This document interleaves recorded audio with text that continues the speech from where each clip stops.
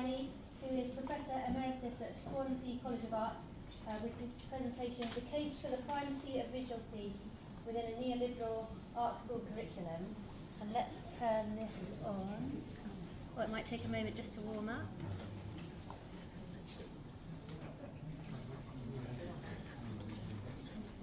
Well, it is on, isn't it? Yep. HDMI. Oh. Slowly warming up.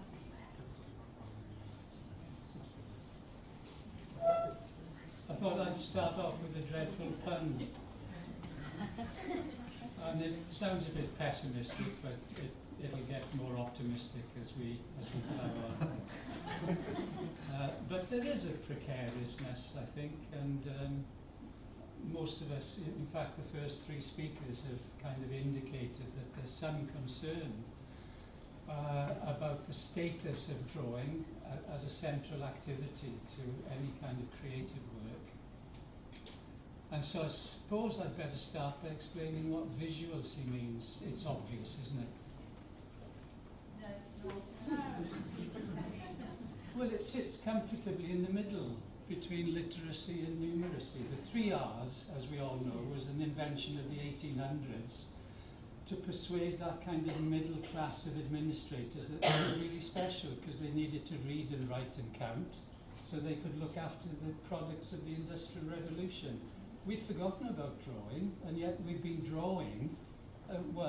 That date might have been out of date now, because if you keep up with the latest research in archaeology journals, which I, sad bastard that I am, tend to do, it seems to be going back, further back and back as we speak.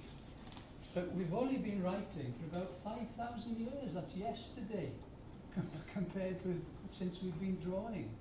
So I think it's about time that we put visualcy back into the schools, alongside literacy and numeracy. Or the other thing I should mention, the thing that the archaeologists never told us, that the Neanderthals had invented dungarees. Nobody knew that until recently.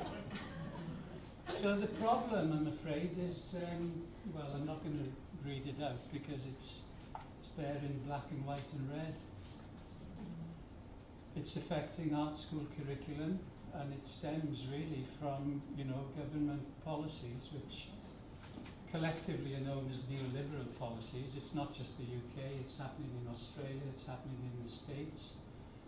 And it's really chasing the perceived market economies of these neoliberal policies. On the surface, it looks as if the art schools are being given freedom and opportunity, but in actual fact, visualcy is being eroded from the curriculum of art schools, certainly in the UK. The latest Ofsted report is reporting on the state of drawing in the schools. Not quite sure if I understood the last phrase of this, but I'm getting the sense that they too have a feeling of foreboding about the future of drawing, and we need to make more of a noise about it. And this is talking about secondary schools. So the concern is this diminished status of perceptual studies in general. And I'm introducing this notion of an intelligence of seeing. It simply means something that we can nurture through activities like drawing, but it's not because of learning how to draw properly. That's just a kind of byproduct.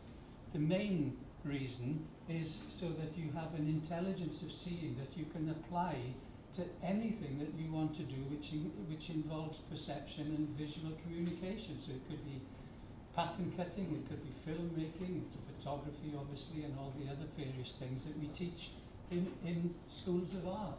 So it's not specifically to do with drawing, but it's nurturing this wide intelligence of seeing. And I suppose you want me to define it, so there you go. It's a simpler definition. I could go into greater detail, but you can read the paper that may or may not appear after this. I'm staring Lucy in the face now to see whether they've got any plans for publication, but we'll talk about that later. Right, so there's the challenge. Notice I've changed the typeface. It's a much more conservative typeface now.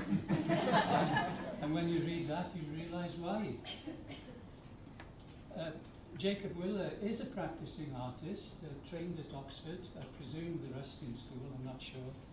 But he's obviously concerned, and he's not sort of beating about the bush here, is he? He's talking to us lot. How do you feel about that? They do not begin to know what they don't know. Well, we do. Come on, damn it, we do know what we know how to teach drawing.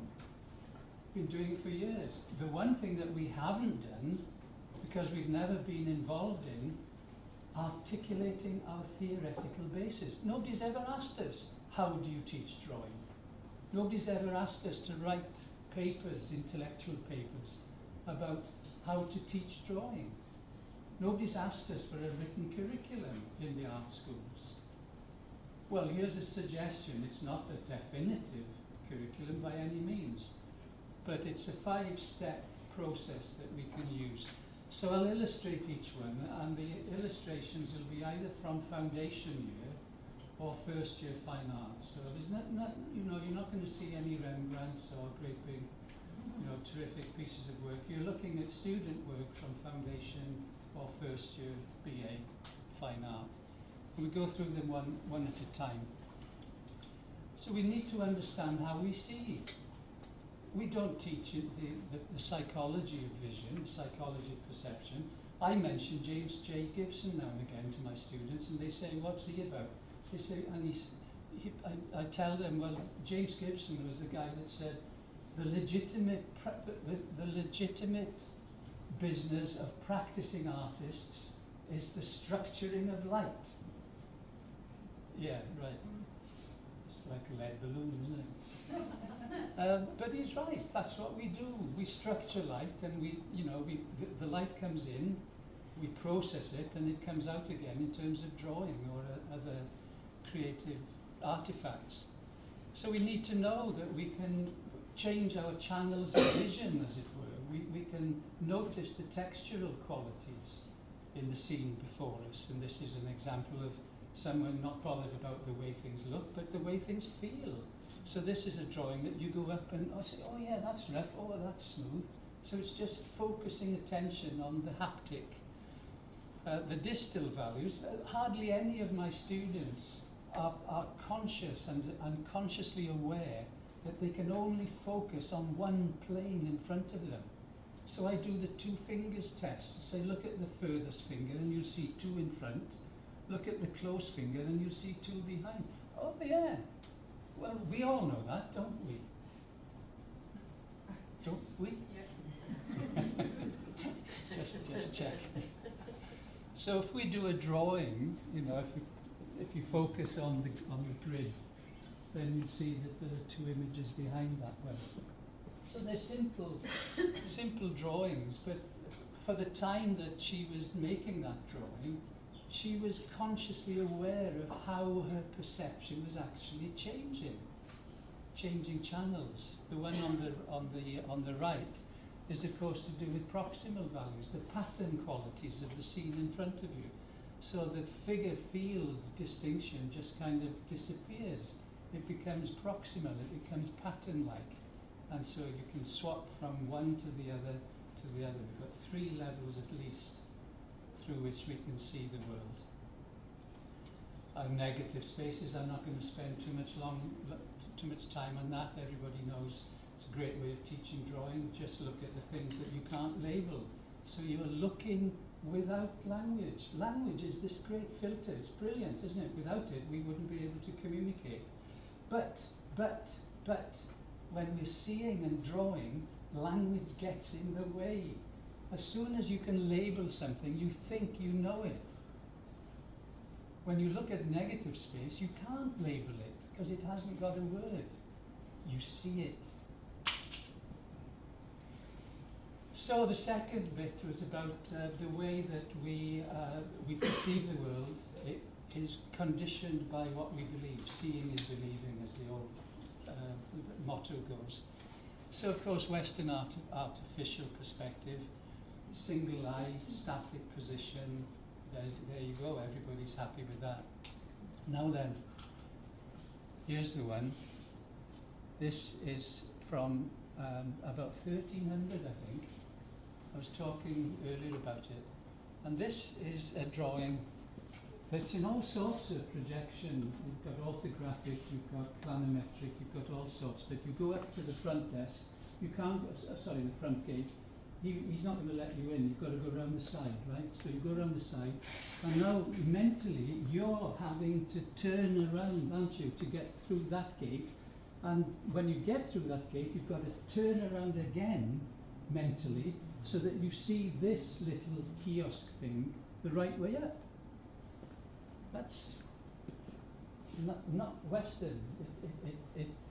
It involves the viewer actually mentally moving around the space. Oh, and Aborigines, don't get me started on Aborigines. They just brilliant. They understand that we, the environment, us, it's all one, right? Everything's in together. It's all integrated. So I get my students to pretend they're Aborigines and say, right, or just mark out where the kangaroo meat is, where the food outlets are on the uni campus, and that's what you get.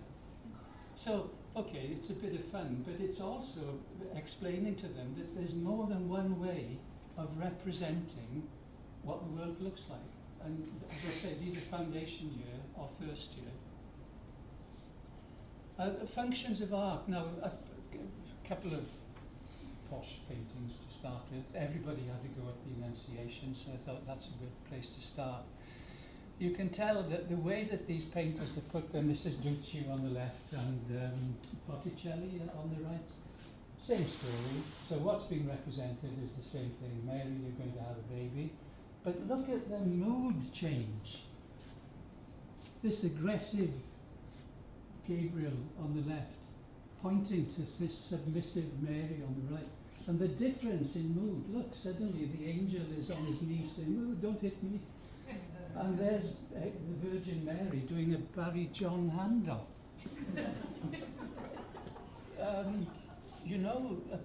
It's the same story. It can be told in 1,000 ways. How? By thinking about the compositional choices. It affects the mood and the attitude. It's a simple message, but it's easy to teach when you've got something as simple like that. So you go into in Swansea we've got a plantation, it's like an enclosed jungle scene.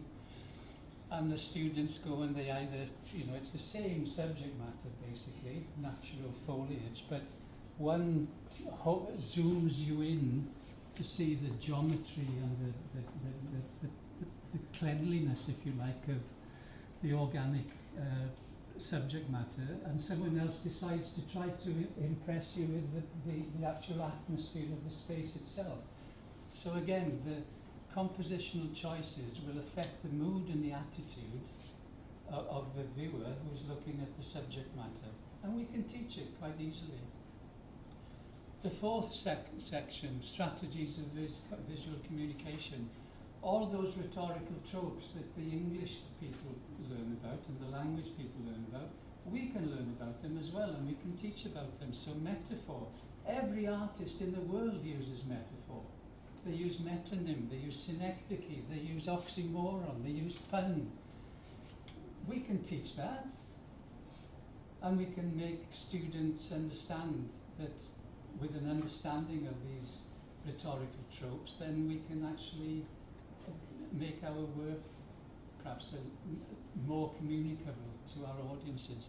Guess what the title of this one is? It's by a student called Tom Alberts. What does it look like? There's a bit of irony at work as well. It's called Progress. Of course it is. That's a bloody good metaphor, isn't it, for our progress, like a snake. As mentioned, metonym and synecdoche, and this one is an example of using heavy objects to hit marks so that there's an indexical trace left over, and we can teach that quite easily. Rachel Whitetree, lovely sculptress, how would you say it? Lady sculpture? Sculptor? She's the queen. She's the queen of the oxymoron. I call it the opposites game. Everything she does is a mixture of opposites. So this is a classic example. You'll have all seen it. The plinth in Trafalgar Square. Everything about it is opposite. The plinth becomes sculpture. That's opaque. That's transparent. This is rough. That's smooth. Blah blah. Every kind of opposite you can think of is oxymoronically combined. How's the drawing doing? All right? Better than me, is it?